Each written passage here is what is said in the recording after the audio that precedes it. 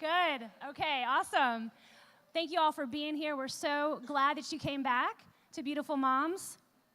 We are in for a special treat today, but before I introduce our speaker, I'd like to just open in prayer.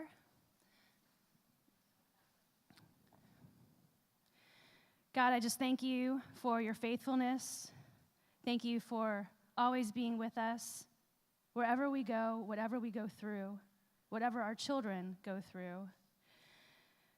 And God, we just ask you to help us be the moms that our children need to be, that our children need us to be, so that we can help them be the people that you designed them to be. God, help us hear Kelli this morning. Help her impact us in a way that we can go home and impact our children in a way that pleases you. God, I ask this in Jesus' name. Amen. So we're super blessed to have Kelli Wild with us today. Proverbs 22:6 says, "Train a child in the way that he should go, and when he's old, he will not depart from it." And I think sometimes that's easier said than done. And I think some of us that have multiple children know that some children are easier to train than others. And I've got one that's not so easy to train. And I look at him, and I know that he stretches me. He challenges me. And, sorry, getting emotional. But I know that he makes me a better mom. But when I look at him, I remind myself that God made him the way he did for a reason. God has a plan for him, and I need to help him figure out what that plan is. So I think our goal as moms is to help our children figure out what God's will is for them. And so I always just remind myself that when we go through our struggles, we go through our challenges. And he's doing great now. But, we've had our share of rocky situations. But and then we've got other children that are not so hard. So, they're all different. They're all different. Some are easy to train than others. But Kelli is here today, and she is going to help us, give us some tools to be better moms, to maybe utilize a few of the things that she teaches us today with our children that might just make things a little bit easier for us. So without further ado, I will pass things over to Kelli Wild.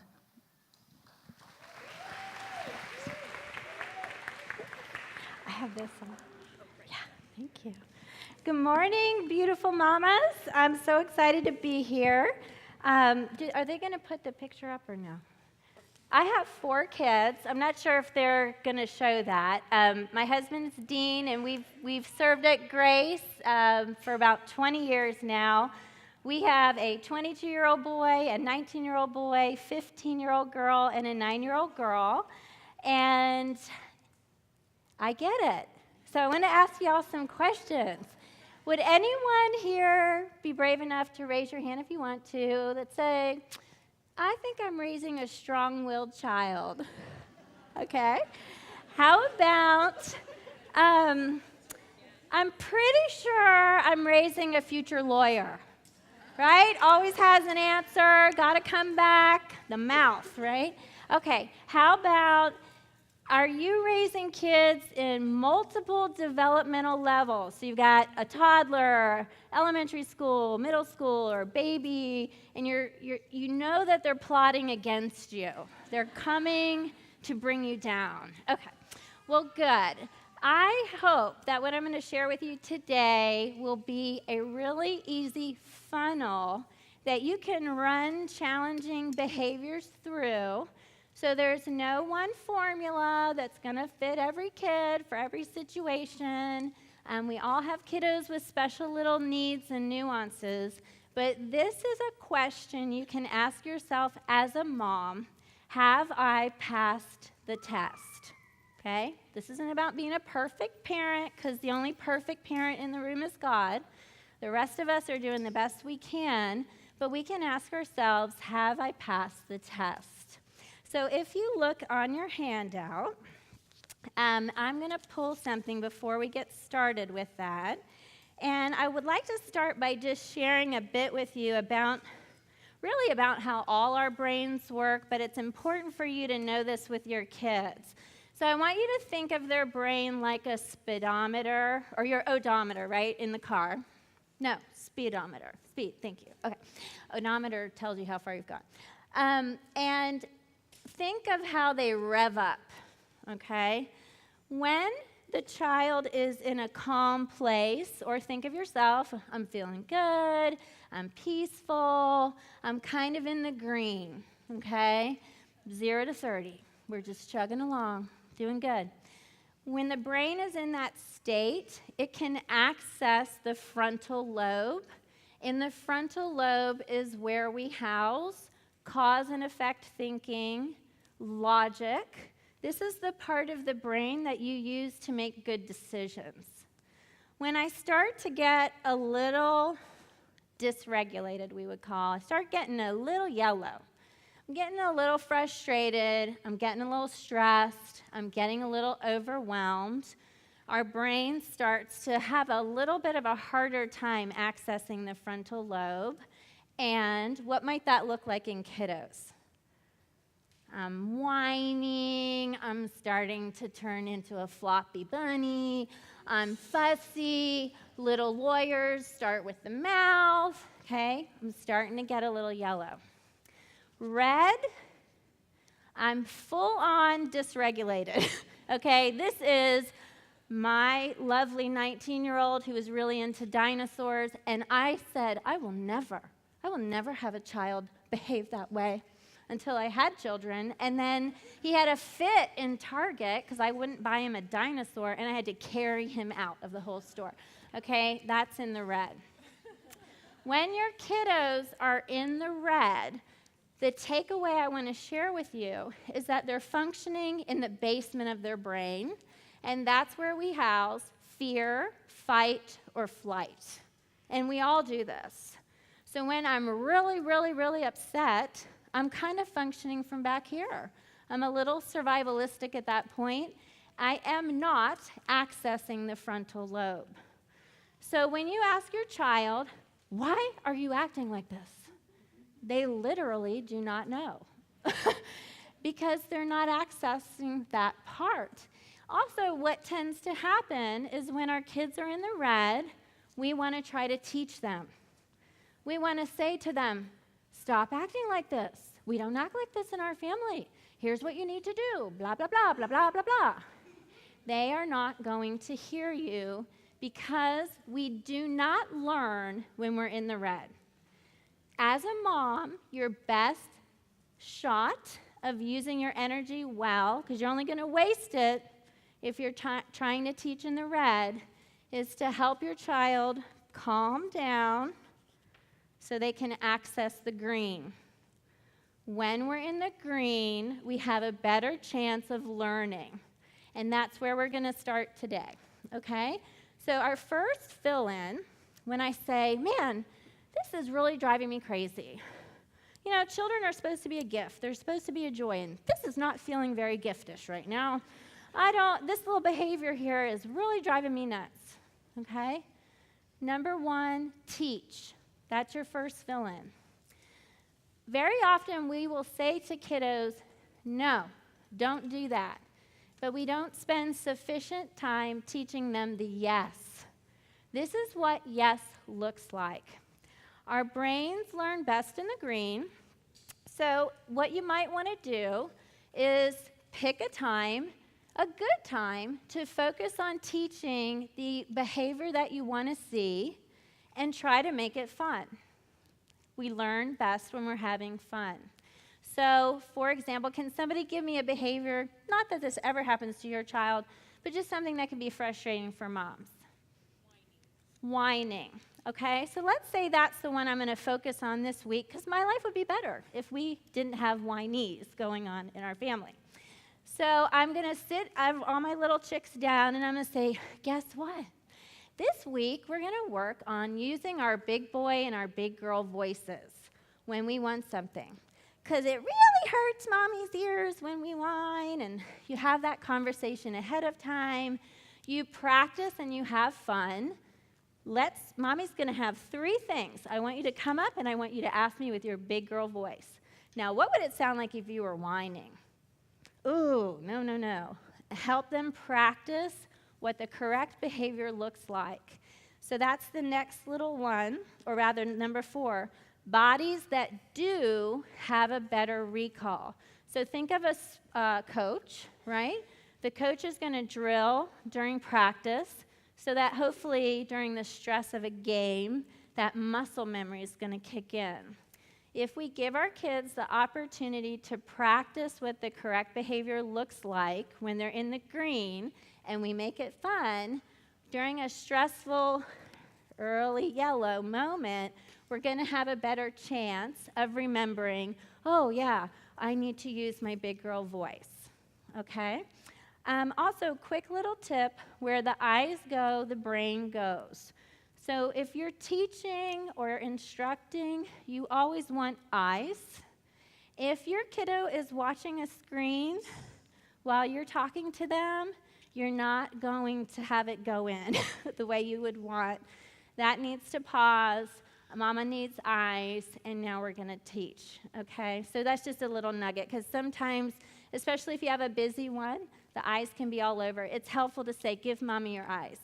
Okay, now we're going to talk about what using our big girl voice sounds like. Okay, so we want to spend time teaching in behaviorally specific language what the correct behavior looks like, and we want to practice doing it. Let me give you an example. I was working with a family, and it was a grandma, and she had inherited the responsibility of raising her 3 grandchildren, and the kids had been through a lot. One of them was a little boy, and he was real squirrely. He had lots of energy. He was all boy, and Grandma kept saying, Johnny, sit proper. She would get real frustrated at him. Sit proper, sit proper. I mean, this is like a big issue for her. And finally I sat down and said, Johnny, can you show me what sit proper looks like? He had no idea.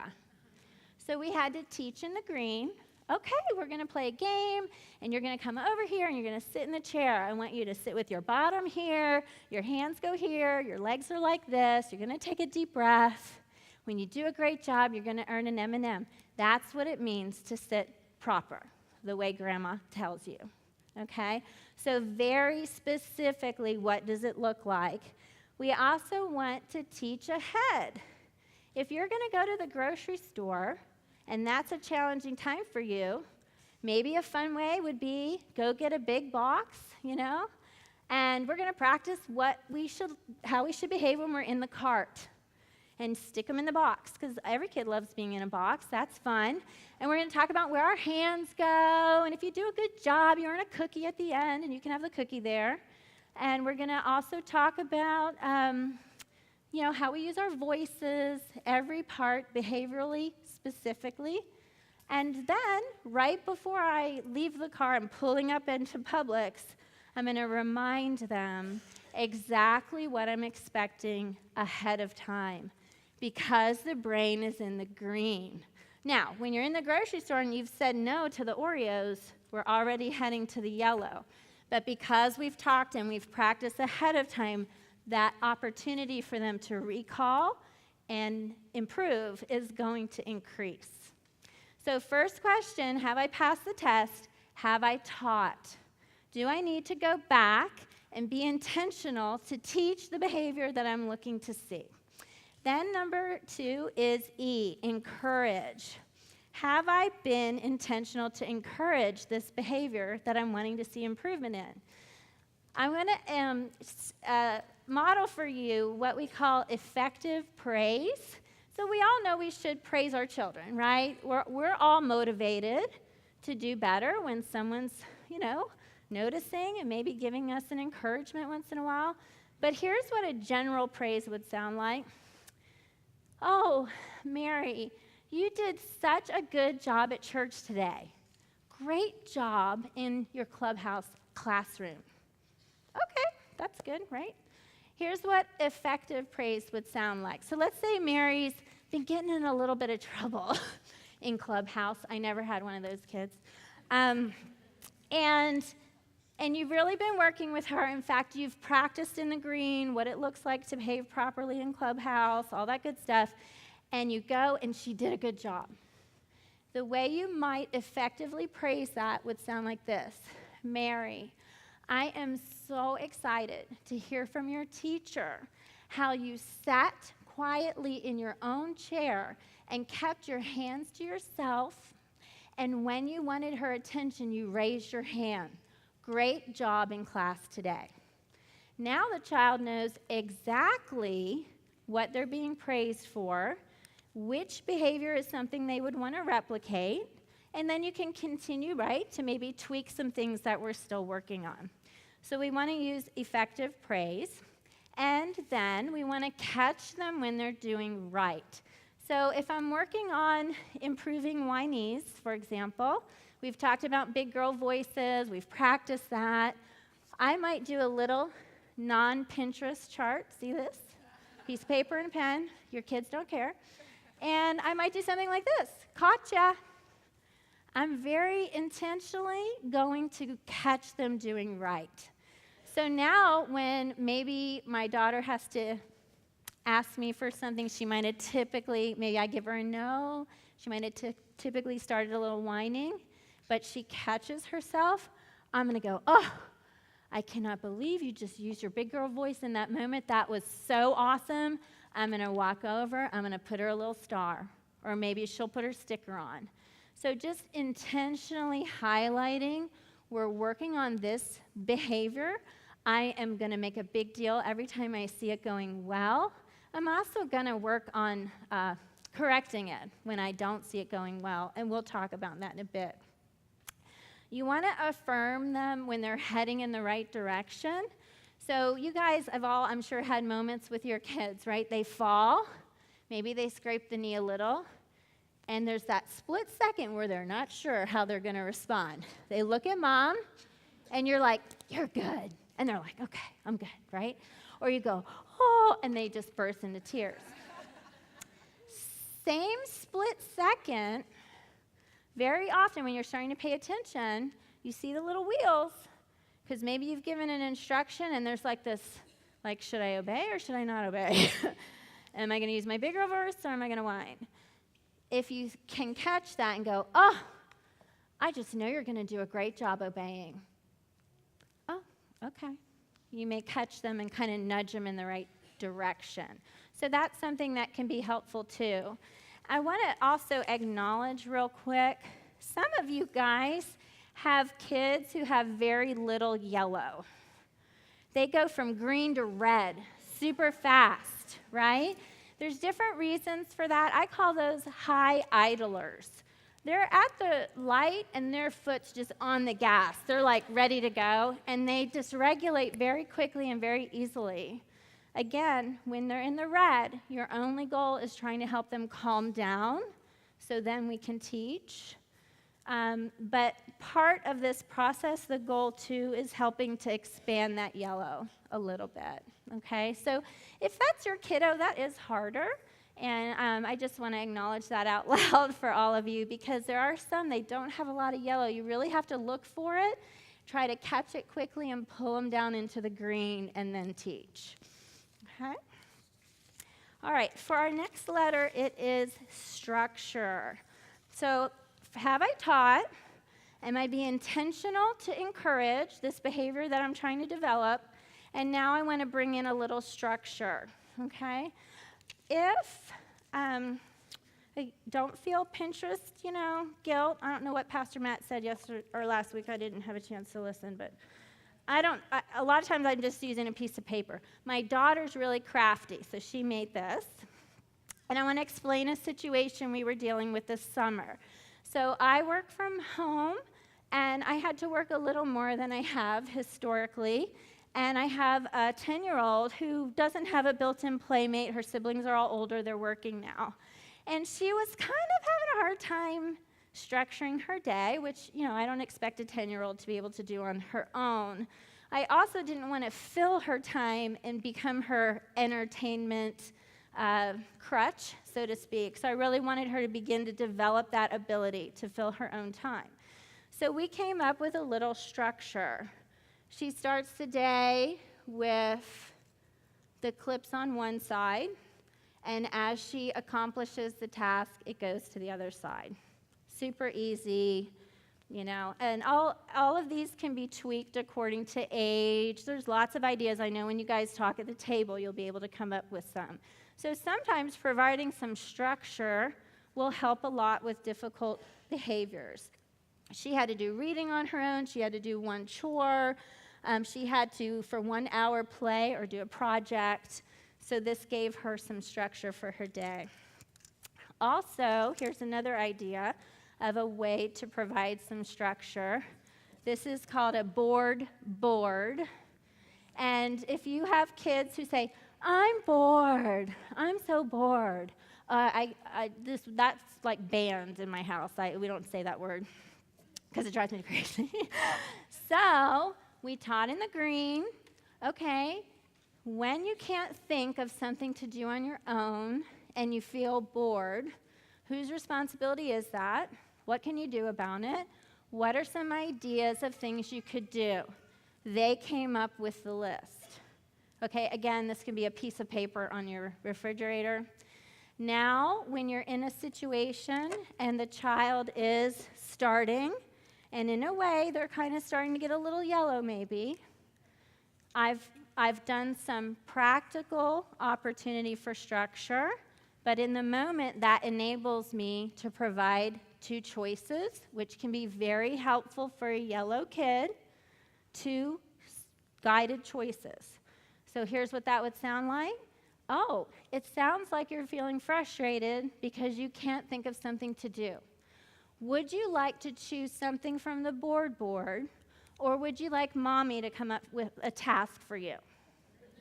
Now, most of the time, mine are going to choose from the board because my tasks involve cleaning, okay? But that was some structure. So I took a yellowish kid, we're not too far in the yellow, and I gave them some sound choices and some guidance. When we miss that, we can often find ourselves heading more towards red.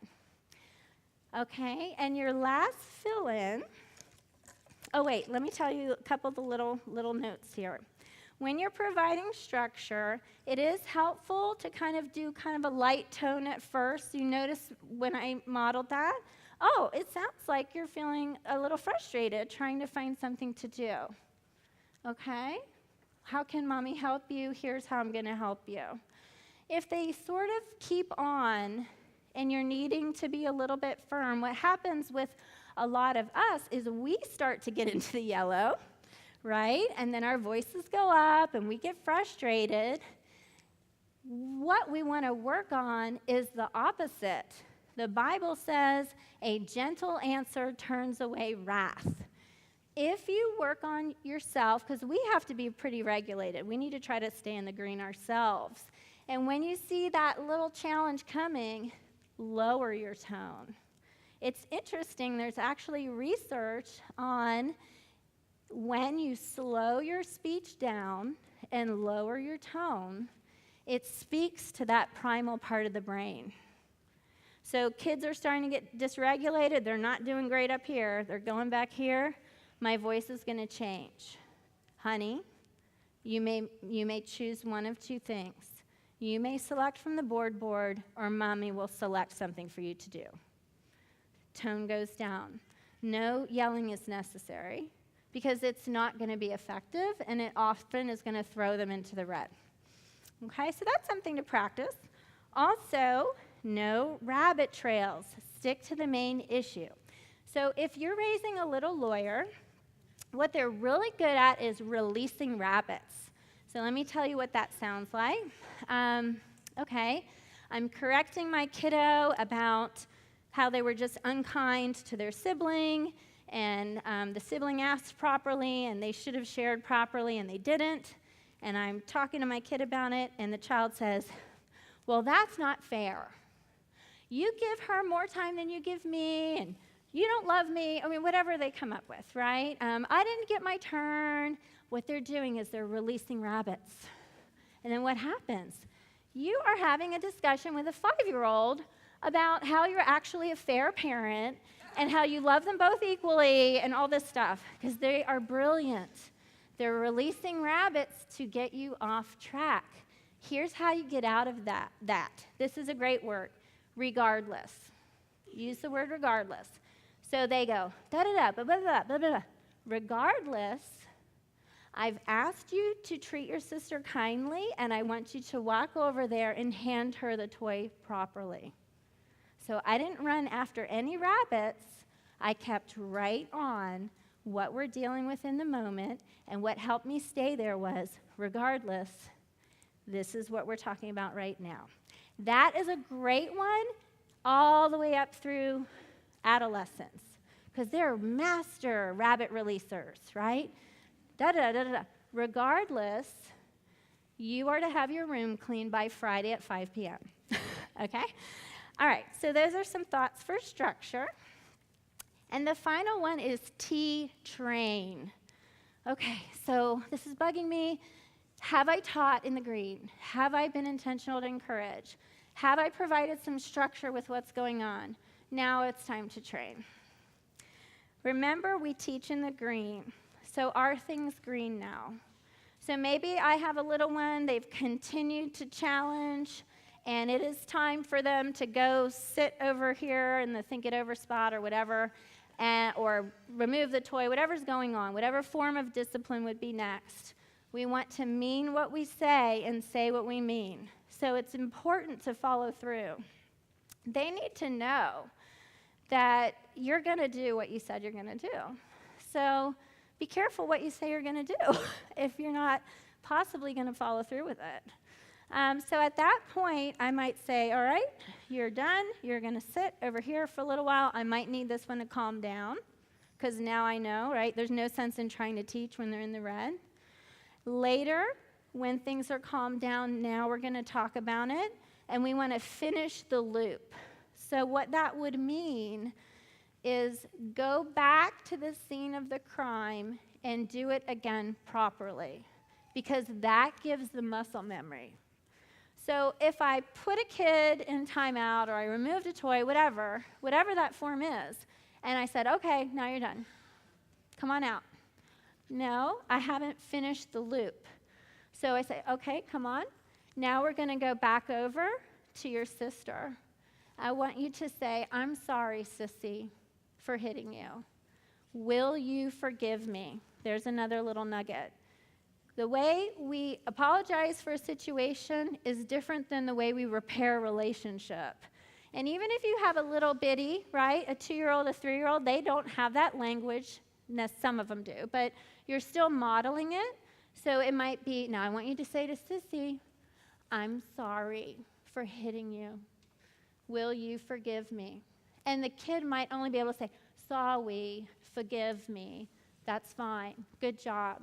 Now I want you to take that toy and hand it back to her properly. Or I might have the kids redo it. Okay, brother, come on up. I want you to ask sister again for the toy. Good job. Okay, now we're going to hand properly. We take that time to train the situation. It's exhausting, moms, and you're not going to get it every time, and that's okay. Select. I always tell families I work with, you cannot battle on every side. Pick one. Pick a lead domino. If whining is the thing, if being sassy is the thing, if not listening and obeying the first time is the thing, that's the one thing we're really going to focus on. I'm really going to try to do my best to be intentional, to take advantage of the opportunities God gives me to train. Okay, so I'm going to bring the child back, have him or her finish the loop, and do that correctly. Also, under the umbrella of training, a helpful tip is if you see a character trait that you're not too fond of, train to the opposite character trait. So if you're noticing maybe some selfishness, right? You just kind of keep seeing it popping up, and you're like, ugh, what is that? And we've tried to talk about it, and we've structured some things. We've done everything we can think of, but have we trained to the opposite character trait? So what would the opposite of selfishness be, right? Other-centeredness. So I might look for opportunities in the green to give my child experiences that are focusing on being other-centered. I might, for example, we might bake cupcakes and bring them to Mrs. Smith in the neighborhood who lives by herself. We might go through our toys and select 3 or 4 items to give to the children's home and think of others who have a need. Or we might go and shop for a gift, and they can participate in paying if they have some to give, where we wrap it and bring it to someone who might not have a gift for their Christmas this year. So I want to train, I want to be intentional to create opportunities to build that other side up. If I'm constantly going, stop that, no, right? But I'm not showing what the yes looks like, I'm not going to get as big of a return for my efforts. So those are your four steps to run situations through your funnel. Have I taught? Have I encouraged? Is there any way I can further structure? Have I trained? When you guys start talking at your tables, I know there'll be a lot of collective wisdom on what each of those could further look like.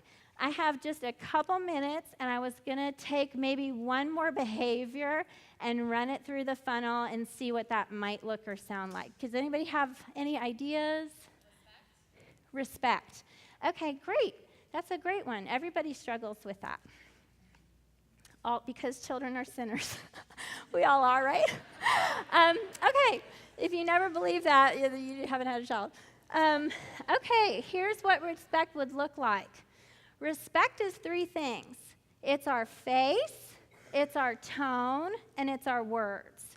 So if we're having a little bit of trouble with sounding and behaving respectfully, we're going to have a big sit down, right? Guess what, everybody?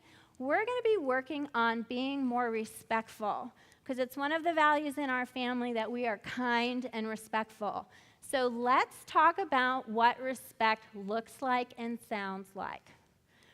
And you can make it fun, Now, this conversation obviously would be very different if it's a teenager, but we're focusing on littles right now. What does it sound like to ask Mommy for your juice in a respectful way? Mommy, may I have my juice, please? Oh, that was beautiful, yes. Now let's talk about our face. What if we said the same thing but with a face like this? Mommy, can I have my juice? No, that wouldn't be respectful. So we want to talk really, right, behaviorally specific. What does respect look like? What about our tone? Mommy, can I have my juice? No. Oh, no. And you can laugh and make it fun. When they do it respectfully, you can give them a little, skittle as they're doing it. You can role play things where it tends to come up. So we're going to muscle memory teach them, okay, I'm in the kitchen now. I want you to walk in and ask me for your juice with respect. They come in, they do a great job, yay. And now we've experienced some muscle memory. I'm going to encourage it by using effective praise. So when I see it going well, I'm going to praise it. I might even do a little gotcha. So when I see you behaving in a respectful way, I'm going to be on that. Great job. And then I'm going to structure it. Here's what that would sound like. Okay, kiddo comes in. Give me some juice. Ooh. I don't think I just heard my beautiful son ask me that with such a disrespectful tone. Would you like to come back in and try again? So in that moment, we're getting a little yellow, and I'm giving the opportunity for it to be done correctly. That's one way you could structure that in that moment. And now train. No, give me some juice. Okay. Well, you're going to have to go sit down while you think about that, because it's not acceptable for you to talk with me that way. And when you're ready to speak to me respectfully, call me, or you may come back in the kitchen. Okay? So I'm going to require the proper behavior, and we're going to do that. Okay? So we finish the loop by actually doing it properly. If he gets all bent out of shape, he's in the red, we don't teach. We just say, you need to go calm down. When we're back in the green is when we revisit it and teach. Okay? All right, I think I'm going to have to stop so that you guys have plenty of time at your tables. And I thank you all so much for inviting me. It was a lot of fun. And I'll be kind of hanging out. If anybody wants to raise their hand, I can come over and try to give some ideas. But I know you have great ideas at your table. All right, thank you.